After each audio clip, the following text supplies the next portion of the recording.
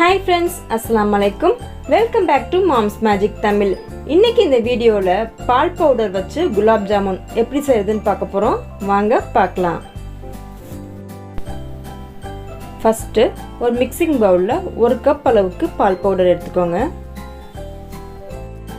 இப்போ இது கூட 3 டேபிள் ஸ்பூன் மைதா மாவு சேர்த்துக்கணும். பொதுவாக குலாப் ஜாமுன் கோவா வச்சு செய்வாங்க. அது எல்லா கடைகளிலும் ஈஸியாக கிடைக்காது. ஸோ அதுக்கு பதிலாக நம்ம பால் பவுடர் யூஸ் பண்ணி செய்யலாம். ஒரு பிஞ்ச் பேக்கிங் சோடா சேர்த்துட்டு நல்லா ஈவனாக மிக்ஸ் பண்ணி விட்டுருங்க. அப்போ தான் எல்லா இடத்துலையும் ஈவனாக மிக்ஸ் ஆகும். இப்போ 1 டேபிள் ஸ்பூன் நெய் சேர்த்துக்கலாம். இந்த குலாப் ஜாமுனுக்கு மாவு ரொம்ப சாஃப்டாக பிசையணும். இல்லைனா குலாப் ஜாமுன் ரொம்பவே ஹார்ட் ஆயிரும்.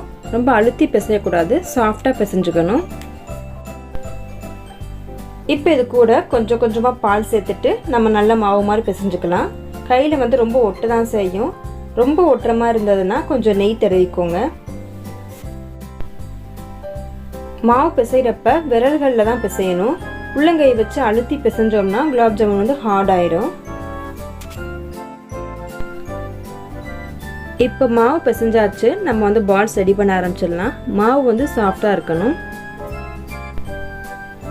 பால்ஸ் செய்கிறதுக்கு முன்னாடியே சுகர் சிரப் அடுப்பில் போட்டுடலாம். இது ஒரு பக்கம் ரெடி ஆகிட்டு இருக்கட்டும். அந்த டைமில் நம்ம பால்ஸ்லாம் உருட்டி எடுத்துடலாம்.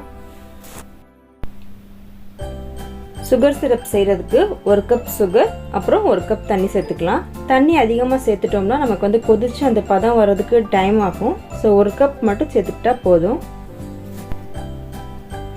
இது கொதிக்கட்டும். நம்ம பால்ஸ் ரெடி பண்ணிடலாம். நம்ம மொத்தமாக இருக்க மாவு ரொம்ப அதிகமாக பிசையக்கூடாது.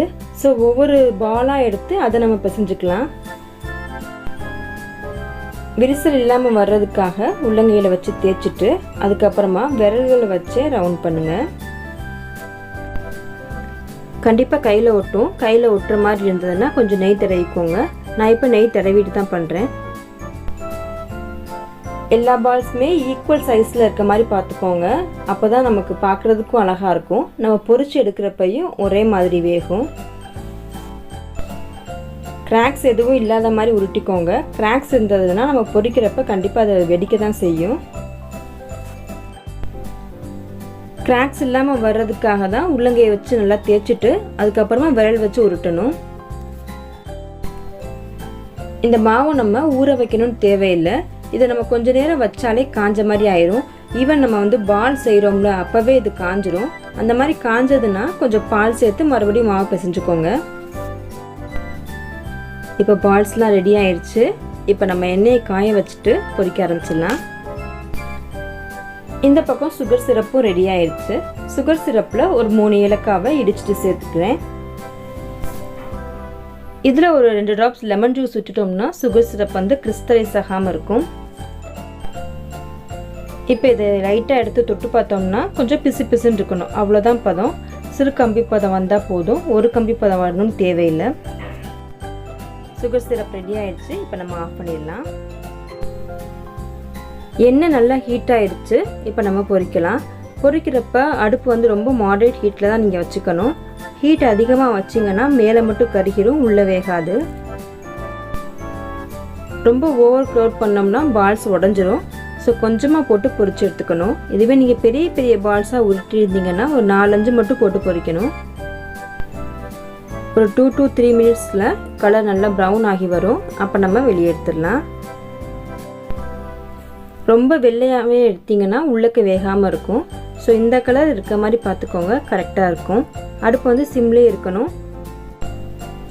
பட் எண்ணெய் சூடாக இருக்கணும். அந்த மாதிரி வச்சுக்கோங்க. கொஞ்சம் குழியாக இருக்கிற பாத்திரமாக எடுத்துக்கோங்க. அப்போ தான் குலாப் ஜாமுன் எண்ணெயில் நல்லா மூங்கி வேகும். இதை நம்ம எண்ணெயிலேருந்து எடுத்த உடனே ஜீராவில் சேர்த்துடக்கூடாது. ஒரு 2 மினிட்ஸ் வச்சுட்டு அதுக்கப்புறமா ஜீராவோட சேர்த்துக்கலாம். நம்ம ஒவ்வொரு பேட்சாக கூட சேர்த்துக்கலாம். குலாப் ஜாமுனை ஜீராவோட சேர்க்குறப்ப ஜீரா கொஞ்சம் வெதுவெதுப்பான சூட்டில் இருக்கணும். அப்படி சூடு இல்லாமல் ரொம்ப ஆறி இருந்ததுன்னா மறுபடியும் ஹீட் பண்ணிக்கோங்க. அப்போ தான் நமக்கு குலாப் ஜாமுன் சீக்கிரமாக ஊறும். இப்போ இது நம்ம 3 to 4 மணி நேரம் வரைக்கும் அப்படியே ஊற வச்சிடலாம். அவ்வளோதான், குலாப் ஜாமுன் ரெடி ஆயிடுச்சு. இன்னொரு இன்ட்ரெஸ்டிங்கான ரெசிபியோட சந்திக்கலாம். Bye. Let's spread the joy of cooking.